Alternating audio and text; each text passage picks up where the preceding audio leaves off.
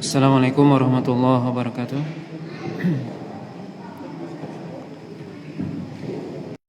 Nahmaduhu wa nasta'inuhu wa nastaghfiruh wa na'udzu billahi min syururi anfusina wa sayyiati a'malina.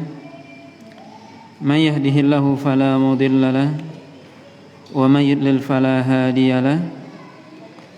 Asyhadu an la ilaha illallah wahdahu la syarika lahu wa asyhadu anna Muhammadan abduhu wa rasuluh alladzi la rasula wa la nabiyya ba'da. Ya ayyuhalladzina amanu taqullaha haqqa tuqatih wa la tamutunna illa wa antum muslimun. Amma ba'd.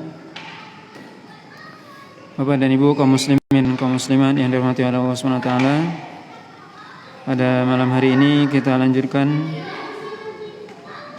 pembahasan dari syarah kitab Riyadhus Shalihin,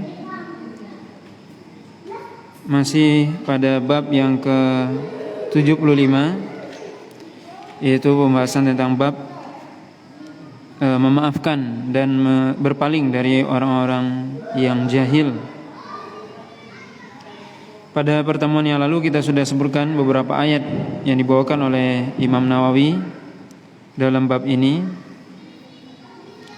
Kemudian adapun hadis-hadis yang beliau sebutkan, di antaranya adalah yang pertama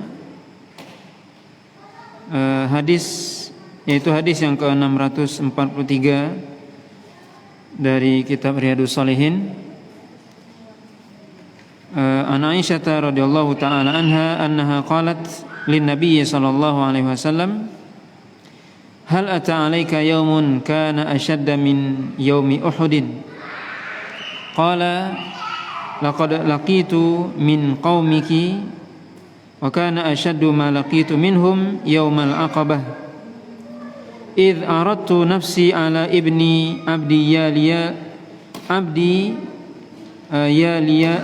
Yalila ibni Kulal falam yujibni ila ma aradtu fantalaqtu wa ana mahmumun ala wajhi falam astafik illa wa ana biqarni tha'alib farafa'tu ra'si fa idza ana bisahabatin qad adhallatni fanadhartu fa idza fiha Jibril fanadani faqala inna Allah ta'ala qad sami'a qawla qaumika laka wa ma raddu 'alaika wa qad ba'atha ilaika malakal jibal lita'murahu bima syi'ta fihim fanadani malakul jibal fasallama alayya thumma qala ya Muhammad inna Allaha qad sami'a qawla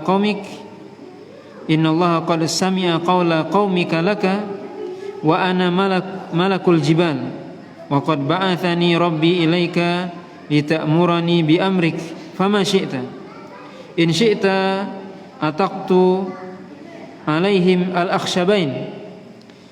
Faqala Nabi sallallahu alaihi wasallam bal arju an yukhrijallahu min aslabihim man ya'budullaha wahdahu la yusyriku bihi syai'a. Muttafaqun alaih. Hadis ini dari Aisyah radhiyallahu taala anha, beliau berkata kepada Rasulullah sallallahu alaihi wasallam suatu ketika, yaitu beliau Aisyah bertanya kepada Nabi, apakah pernah datang kepada engkau suatu hari yang lebih berat, lebih dahsyat daripada hari kekalahan pada perang Uhud?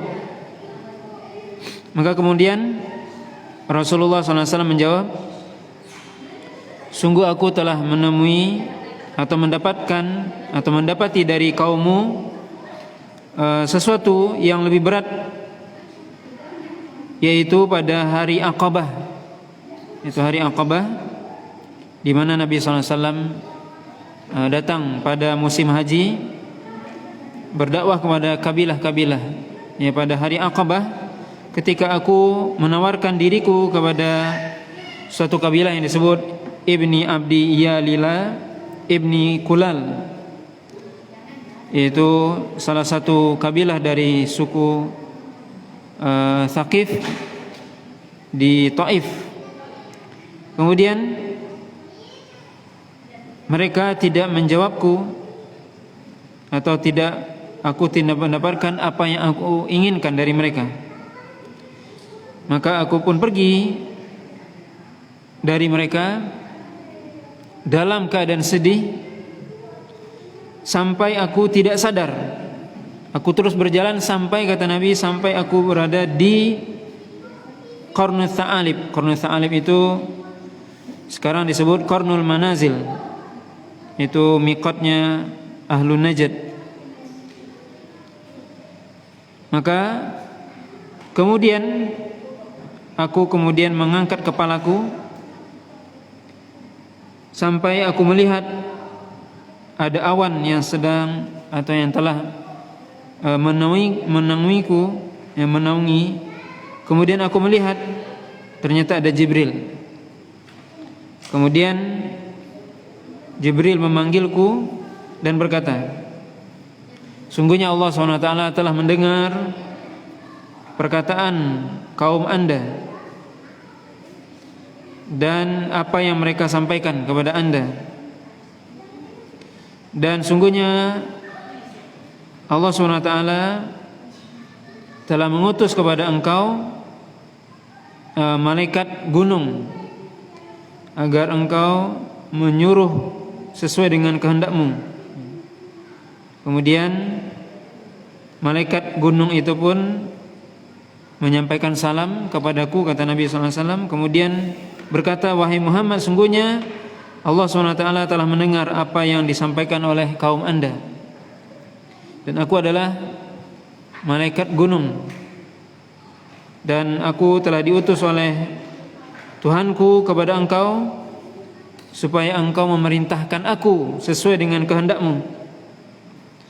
Kalau seandainya engkau menginginkan, maka aku akan hancurkan mereka dengan dua akhsyabain, yaitu dua gunung yang besar yang ada di Mekah. Kemudian Nabi SAW mengatakan, bahkan kata Nabi SAW, aku menginginkan agar Allah SWT mengeluarkan dari keturunan mereka orang-orang yang menyembah Allah SWT dan tidak melakukan kesyirikan sedikit pun. Bapak dan Ibu kaum muslimin dan kaum muslimat yang dirahmati oleh Allah SWT, maka ini kisah di mana Nabi SAW berdakwah, menyampaikan dakwahnya.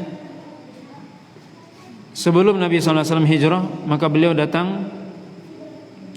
mendatangi kabilah-kabilah Arab ketika itu. Yang beliau manfaatkan adalah ketika musim haji, di mana pada musim haji kabilah-kabilah Arab berkumpul. Maka beliau datang ke satu kabilah, yaitu di Taif. Kemudian beliau menawarkan dakwahnya, tetapi mereka justru bukan malah menerima dakwah Nabi SAW, justru mereka mencela, mencemooh, menghina Nabi SAW, bahkan Nabi sampai diusir. Maka itulah, kata Nabi, hari yang cukup berat bagiku, kata Nabi SAW. Hadis ini menunjukkan kepada kita, yang pertama, faedah dari hadis ini, bagaimana Nabi SAW sangat bersemangat dalam berdakwah. Kalau kita perhatikan dan kita baca bagaimana sejarah Nabi SAW, bagaimana beliau berdakwah dalam segala kesempatan, dalam segala tempat. Ketika ada musim haji, maka beliau datangi. Ketika beliau bertemu dengan suatu kabilah, maka beliau dakwahkan. Ini menunjukkan bagaimana Nabi SAW sangat bersemangat untuk berdakwah, mengajak manusia kepada Allah SWT agar menyembah Allah SWT dan menjauhkan dirinya dari kesyirikan. Kemudian di antara faedah dari hadis ini juga bagaimana Rasulullah SAW cintanya kepada umatnya dan betapa sabarnya Nabi SAW menghadapi umat. Nabi SAW sangat mencintai umat sehingga beliau, bukti cintanya apa? Beliau mendatangi, berdakwah, mengajak manusia kepada Allah SWT, dan sabar menghadapi celaan, hinaan mereka. Nabi mengajak manusia kepada Allah, mengajak manusia masuk surga, justru dihina, justru dihalangi, diusir dan sebagainya. Tapi Nabi SAW sabar menghadapinya. Bahkan ketika ditawarkan Nabi untuk dibalas perlakuan mereka, maka Nabi SAW tidak mau. Ketika malaikat gunung itu menawarkan diri agar mengangkat gunung tersebut kemudian menghancurkan penduduk Taif dengan gunung yang ada ketika itu, maka beliau tidak mau. Ini menunjukkan betapa Nabi SAW mencintai umatnya dan sabar terhadap segala macam bentuk mungkin kelakuan ya, ataupun hinaan, celaan dan sebagainya dari umatnya. Kemudian faedah dari hadis ini juga tentunya bagi seorang yang berdakwah kepada Allah SWT, seorang dai yang berdakwah mengajak manusia kepada Allah SWT, mesti dia akan mendapatkan rintangan, mendapatkan cobaan. Itu sudah sunnatullah, ketetapan Allah yang tidak mungkin dirubah. Setiap orang mengajak manusia kepada kebaikan pasti akan ada penghalangnya, pasti akan ada tantangannya, rintangannya. Itu sudah pasti. Maka jalan dakwah itu bukanlah jalan manis yang penuh dengan bunga, tapi jalan dakwah adalah jalan yang berliku, yang penuh dengan tantangan, rintangan. Banyak yang tidak suka, yang kontra dan sebagainya. Maka hendaknya kita mempelajari atau mengingat betapa pelajaran yang bisa kita ambil dari Rasulullah SAW dalam berdakwah. Kemudian juga faedah dari hadis ini juga adalah di mana Allah SWT memiliki sifat ya Sami'un Basir. Allah mendengar, melihat. Allah SWT mendengar apa yang disampaikan oleh penduduk Taif tadi. Allah melihat. Maka kemudian Allah SWT mengutus malaikat. Ini di antara faedah dari hadis ini, Allah SWT mendengar ya, dan melihat. Kemudian juga faedah dari hadis ini juga bahwasanya Allah SWT tidak akan menyia-nyiakan hambanya atau wali-walinya atau orang-orang yang berjuang di jalan Allah SWT. Maka Allah SWT lihat, dengar dan akan bantu dan tolong. Makanya Allah SWT mengatakan in tansurullaha yansurkum. Jika anda menolong Allah, maka Allah pasti menolong anda. Bagaimana menolong Allah? Yaitu dengan menolong agamanya. Maka wali-wali Allah yang menolong agamanya tidak mungkin dibiarkan begitu saja oleh Allah SWT. Allah lihat, Allah perhatikan, dan Allah bantu. Di sini Rasulullah SAW ditawarkan oleh Allah SWT dengan mengutus malaikat ya, menunjukkan pertolongan Allah SWT kepada Rasulnya dan juga orang-orang yang mengikuti Rasulnya. Kemudian faedah dari hadis ini juga hendaknya ketika kita berdakwah, hendaknya kita melihat jauh ke depan. Tidak hanya melihat apa yang kita lihat sekarang. Nabi SAW ketika mendakwahi kabilah Taif ini, beliau mendapatkan cacian, hinaan dan sebagainya, bahkan diusir. Maka beliau tidak putus asa, tapi justru mengatakan, aku berharap akan ada dari generasi mereka, anak-anak mereka, keturunan mereka yang akan menyembah Allah SWT. Maka seorang dai, seorang muslim tidak boleh dia putus asa. Hendaknya dia memandang jauh ke depan dan selalu optimis, tidak pesimis. oh sekarang ini orang ini mereka misalnya sudah membalas kebaikan dengan keburukan, sudah selesai ini, tidak mungkin lagi mereka beriman. Tidak, itu putus asa. Mungkin mereka yang hari ini tidak beriman, mungkin anak mereka, cucu mereka nanti akan beriman. Maka tugas kita berdakwah, menyampaikan. Bukan tugas kita mereka masuk Islam atau tidak, mereka mendapatkan hidayah atau tidak, itu bukan tugas kita. Tugas kita menyampaikan hidayah, menyampaikan Islam, menyampaikan kebenaran, itu tugas kita. Mereka menerima atau tidak bukan tugas kita, bukan urusan kita, itu urusan Allah SWT. Maka seorang dai, seorang muslim harus selalu mengingat ini. Tugasnya hanya menyampaikan. Bukan tugas kita mengislamkan orang, enggak bisa kita mengislamkan orang, atau memberikan orang hidayah ke dalam hatinya, enggak mungkin. Hidayah di tangan Allah, taufik di tangan Allah SWT. Tugas kita menyampaikan Islam, menyampaikan hidayah, menyampaikan sunnah. Itu tugas kita. Mereka terima atau tidak, itu bukan tugas kita. Makanya kita tidak perlu bingung dengan yang bukan tugas kita. Kerjakan saja tugas kita. Mereka menerima atau tidak, itu urusan Allah, itu tugas Allah SWT, itu hak Allah, bukan wewenang kita. Maka kewajiban kita menyampaikan. Kepentingan kita adalah menyampaikan, mendakwahkan. Itu. Oleh karena itu kita tidak perlu merasa putus asa dan sebagainya. Oh, ini orang ini sudah didakwahi sekian kali, tidak juga menerima dan sebagainya. Tidak boleh kita mengucapkan seperti itu, karena itu bukan tugas kita. Ya, tugas kita menyampaikan dengan cara yang baik. Dan seperti Nabi SAW, kita lihat bagaimana Nabi SAW sudah dihina. Kita bisa bayangkan Nabi SAW mengajak manusia masuk Islam. Seorang Nabi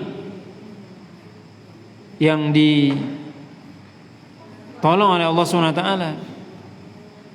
ketika dihina, dicela dan sebagainya, bahkan diusir, maka beliau tidak menjadi orang yang putus asa, tapi tetap optimis. Mudah-mudahan kalau mungkin orang tuanya sekarang tidak beriman, anak-anaknya beriman. Maka itu tugas kita menyampaikan.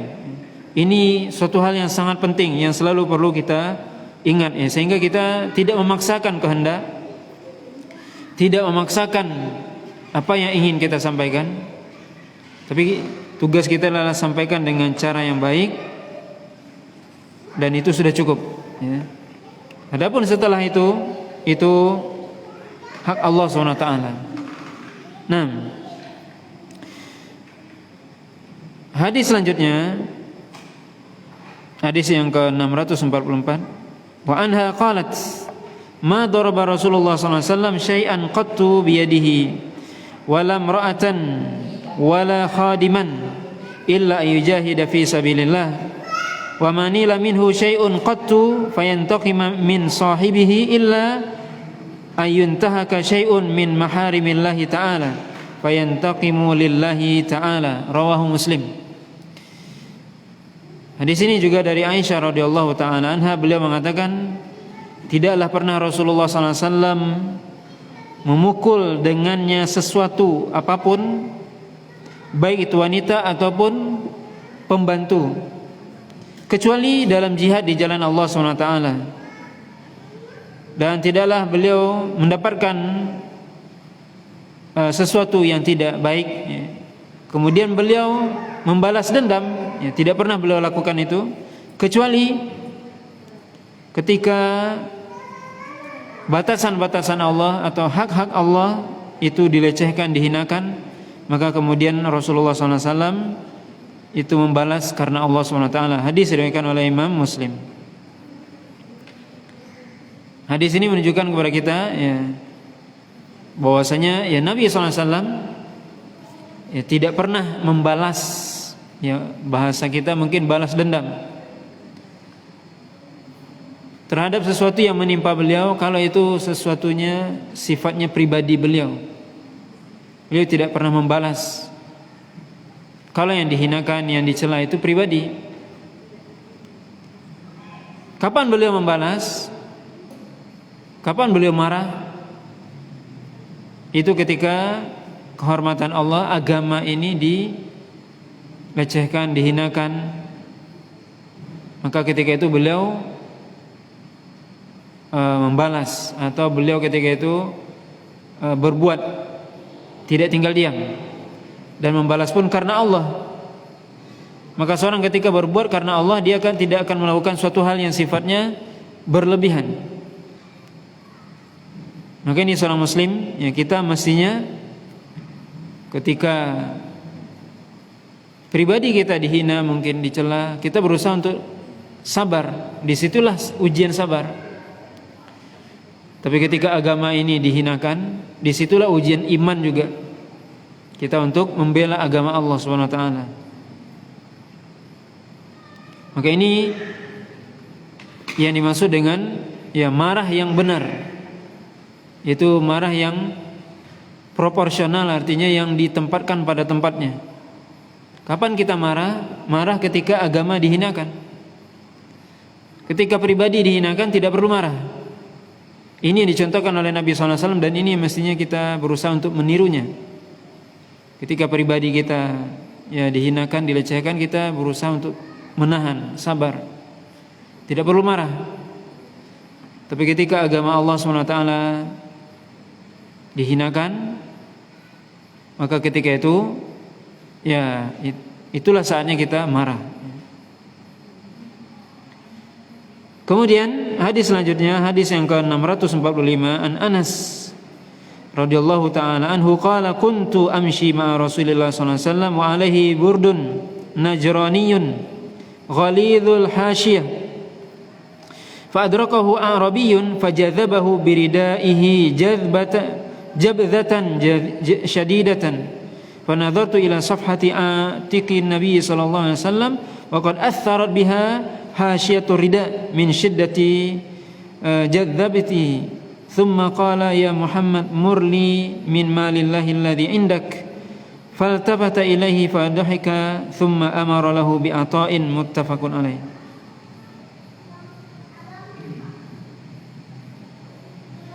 Dari Anas radhiyallahu taala anhu, beliau berkata, saya pernah, kata beliau, berjalan bersama Nabi sallallahu alaihi wasallam. Ketika itu beliau sedang memakai burdun, ya, baju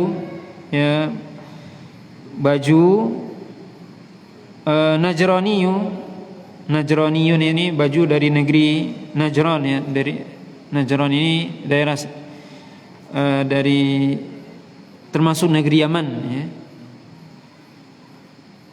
Maka jadi Nabi ketika kata Anas sedang berjalan bersama Nabi sallallahu alaihi wasallam, kemudian beliau sedang memakai bajunya dari Najran, ya. Yang mana baju itu ghalidh, kasar bajunya, tidak lembut seperti baju kita, masya Allah. Baju beliau kasar. Yang kasar apa? Hasyiyah, yaitu ujungnya, ya, baik itu di kerahnya atau di bawahnya, ya, di ujung. Kemudian datang seorang Arabi, yaitu seorang Arabi, Arab Badui, ya. Kemudian orang Arab tersebut langsung ketika datang menarik baju Nabi SAW dengan tarikan yang sangat kuat, sampai aku melihat kepada leher Nabi SAW, ya, safhatul unuq, yaitu ini leher, ya, leher Nabi. Qad athar biha hasyatur rida, yaitu telah memberikan bekas ujung dari baju Nabi tadi atau kerah Nabi tadi yang kasar, itu sudah memberikan bekas, ya, karena ditariknya dengan kencang. Kemudian orang Arabi tadi mengatakan, orang Badui tadi mengatakan, wahai Muhammad, berikanlah untukku dari harta Allah yang Allah berikan atau Allah titipkan kepadamu, yang ada padamu. Kemudian Nabi SAW menoleh kepada orang tersebut sambil tertawa. Kemudian Nabi SAW memberikan apa yang dia minta. Hadis diriwayatkan oleh Imam Bukhari dan Muslim. Bisa kita lihat ya hadis ini, bagaimana Nabi SAW sedang berjalan bersama Anas, datang orang Arab Badui langsung menarik bajunya dengan kencang sampai berbekas di lehernya. Kemudian minta. Kalau kita mungkin bilang minta, kasar pula ya. Nah ini Nabi SAW gimana? Menoleh ke orang tersebut, kemudian tertawa, senyum, kemudian memberi apa yang beliau minta, apa yang dia minta. Di sini bisa kita lihat bagaimana faedah dari hadis ini, bagaimana Nabi SAW sangat tinggi akhlaknya, sangat mulia akhlaknya. Bagaimana beliau berhadapan dengan orang yang kasar, yang keras, itu beliau hadapi dengan tenang. Ini yang disebut dengan yang kita bahas pada pertemuan yang lalu, bab yang sebelumnya itu al-anah, ar-rifqu wal-anatu wal-hilmu. Tenang, kemudian tidak tergesa-gesa, kemudian tidak dendam. Ini Nabi SAW, ini akhlak Nabi SAW. Bagaimana beliau menghadapi yang mungkin kalau kita mungkin langsung sudah marah itu, datang langsung menarik baju kuat berbekas nih. Tapi Nabi SAW dengan tingginya akhlak beliau tenang menghadapinya, tidak marah sedikit pun Nabi SAW. Ini yang bicara siapa? Anas yang bicara, karena beliau ketika itu bersama Anas. Kemudian faedah dari hadis ini juga bagaimana Nabi SAW pakaian beliau disebutkan oleh Anas di sini. Bagaimana pakaian beliau? Ya sederhana, tidak mewah, ya.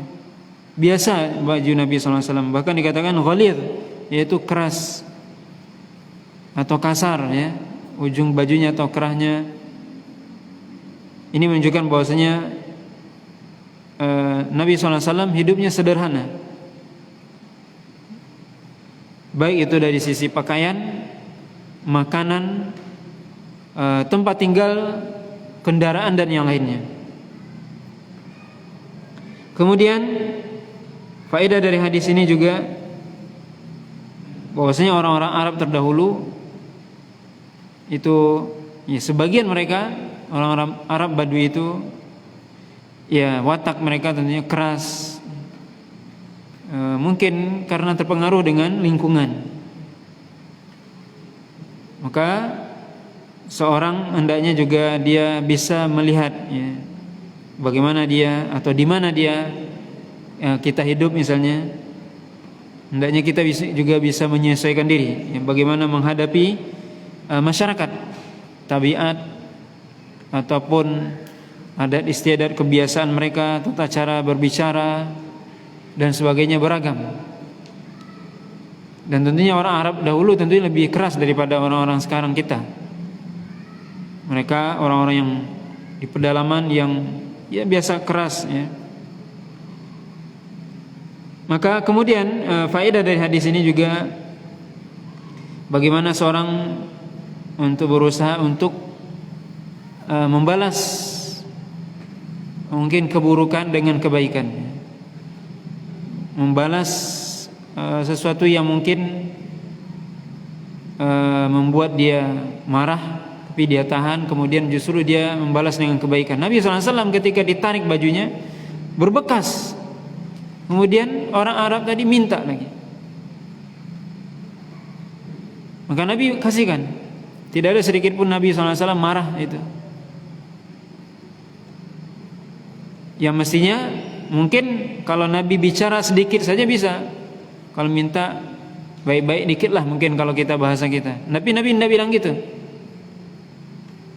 Untuk menjaga juga mungkin hatinya, perasaan orang itu.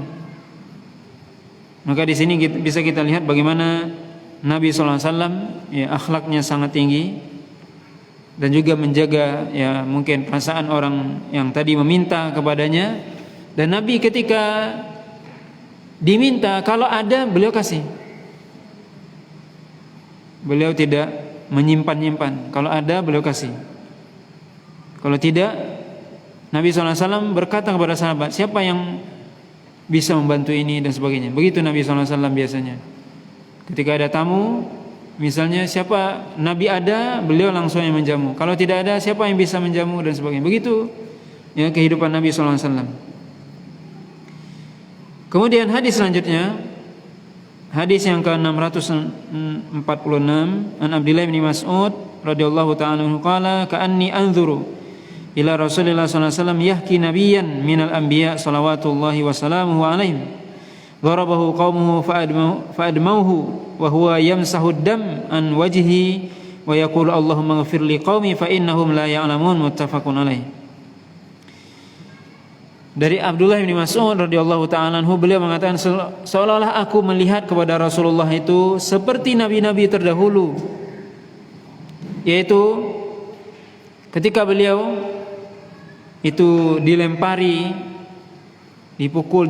oleh kaumnya, kemudian sampai berdarah Nabi ketika itu. Kemudian Nabi SAW mengusap darah dari wajahnya, kemudian beliau mengatakan apa? Ya Allah, ampuni kaumku, sungguhnya mereka tidak mengetahui. Ini bisa kita lihat bagaimana akhlak Nabi SAW, ya, bagaimana sabarnya Nabi SAW dalam berdakwah.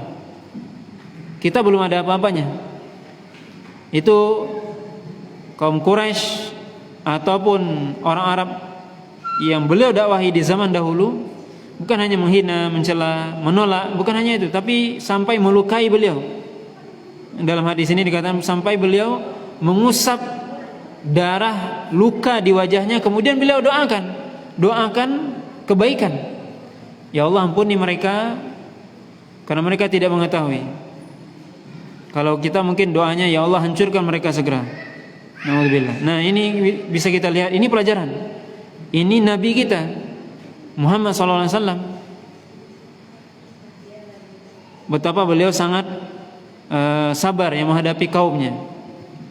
Makanya beliau termasuk diantara Nabi Ulul Azmi, yaitu Nabi yang berat tantangannya, cobaannya, tapi sabar, ya paling sabar. Maka beliau tidak mendoakan kehancuran kepada kaumnya, tapi justru mendoakan agar mereka diampuni karena mereka tidak paham. Artinya kalau mereka paham apa yang saya bawa, mereka tidak akan melakukan ini, tidak akan melempari saya. Maka dengan kita baca hadis seperti ini, kita bisa belajar sabar dari Nabi SAW. Bagaimana beliau berdakwah, mendapat tantangan fisik, tekanan dan sebagainya, tapi itu semua dihadapi dengan tenang, dengan sabar. Bahkan beliau mendoakan kebaikan kepada mereka. Maka ini ya, pelajaran kesabaran yang tidak mungkin bisa kita lupakan dan mesti kita tiru, atau kita berusaha untuk menirunya, karena memang tidak mudah belajar sabar. Nabi SAW mengatakan, wa man yatasabbar yusabbirhullah. Siapa yang berusaha sabar, maka Allah berikan sabar itu. Jadi memang perlu latihan, perlu belajar. Karena akhlak itu sebagaimana pertemuan sebelumnya kita sebutkan, perlu dilatih. Sifat itu, sikap itu perlu dilatih, dibiasakan ya, maka dibiasakan untuk sabar, menahan diri, menahan emosi dan sebagainya. Perlu untuk belajar. Kemudian hadis terakhir dari bab ini adalah hadis yang ke-647, An Abi Hurairah radhiyallahu taala anhu anna Rasulullah sallallahu alaihi wasallam qala laisa syadidu bi sur'ati wa innama asy-syadidu alladhi yamliku nafsahu indal ghadab, muttafaqun alaih. Dari Abi Hurairah radhiyallahu taala anhu, beliau mengatakan bahwasanya Rasulullah SAW bersabda, bukanlah orang yang kuat itu adalah kuat bisa mengalahkan orang lain ya, dalam misalnya pertarungan, tetapi orang yang kuat itu adalah orang yang mampu menahan dirinya ketika marah. Di sini dikatakan oleh Imam Bukhari dan Muslim. Maka ini menurut Nabi SAW orang yang paling kuat. Jadi orang yang paling kuat menurut Nabi bukanlah orang yang bisa mengalahkan lawannya ketika bertarung. Bukan itu. Tapi orang yang kuat, kata Nabi SAW, adalah orang yang mampu menahan amarahnya. Ketika dia marah, dia tahan, tidak dia lampiaskan. Maka ini orang yang kuat ya menurut Nabi SAW. Karena yang marah itu datangnya dari syaitan. Dan sudah kita sebutkan pada pertemuan yang lalu, bagaimana seorang ketika dia marah berusaha untuk menahan dirinya. Nabi SAW didatangi oleh seorang kemudian mengatakan, "Ausini, berikan kepadaku wasiat." Kata Nabi apa? Satu kalimat, la taghdab, jangan marah. Apa artinya jangan marah? Ada dua makna yang kita sebutkan kemarin ya. Yang pertama yaitu meninggalkan sesuatu yang membawa kepada marah, atau meninggalkan sesuatu yang mengarah kepada marah, hal-hal yang menjurus mengarah kepada marah. Yang kedua, kalau marah tahan. Itu makna yang kedua. Ketika marah tahan. Karena ketika seorang marah ya wajar ya orang itu marah. Tapi dia menahan dirinya untuk tidak dia lampiaskan, baik itu dalam perkataan, perbuatan dan sebagainya. Karena melampiaskan amarah itu di situ celah syaitan. Dia akan mengucapkan perkataan yang bertentangan dengan syariat, melakukan perbuatan yang bertentangan dengan syariat. Bagaimana caranya? Triknya kata Nabi, kalau kita lagi berdiri duduk, kalau lagi duduk berbaring, kemudian ta'awudz, kemudian apa? Menjauh, meninggalkan tempat itu, majelis itu, atau diam yang kita sebutkan kemarin. Nabi mengatakan, "Idza ghadiba ahadukum falyaskut." Kalau salah seorang di antara Anda marah maka diam. Ini cara untuk mengendalikan diri ketika kita marah. Kendalikan diri bagaimana? Dengan diam, atau pergi, tinggalkan majelis itu. Atau kalau kita lagi berdiri duduk. Kalau enggak berbaring dan seterusnya.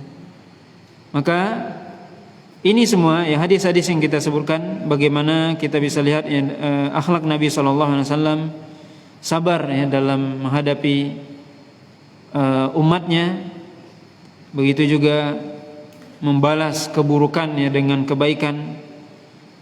Ya begitu juga bagaimana ya sempurnanya akhlak Nabi SAW ya, dalam ya menghadapi kaumnya, dalam menghadapi umatnya ini. Hendaknya ini menjadi pelajaran bagi kita untuk bisa kita tiru tentunya. Karena Allah SWT mengatakan apa? Laqad kana lakum fi Rasulillahi uswatun hasanah. Ya sungguh dalam diri Rasul itu terdapat ya suri tauladan yang baik. Kemudian nantinya bab yang ke-86 itu ihtimalul adza. Artinya adalah bab yang berkaitan tentang bagaimana sabar menghadapi sesuatu yang menyakitkan. Tapi disebutkan oleh Imam Nawawi di sini bahwasanya ya, ayat-ayat dan hadis-hadisnya sebenarnya sudah disebutkan pada bab-bab sebelumnya. Maka nanti kita lanjutkan insyaallah bab yang setelahnya, yaitu bab 77, yaitu al-ghadab idan tuntahak hurumatu asy-syara' wa intisar lidinillah. Itu bab 77 adalah marah ketika agama Allah dihinakan.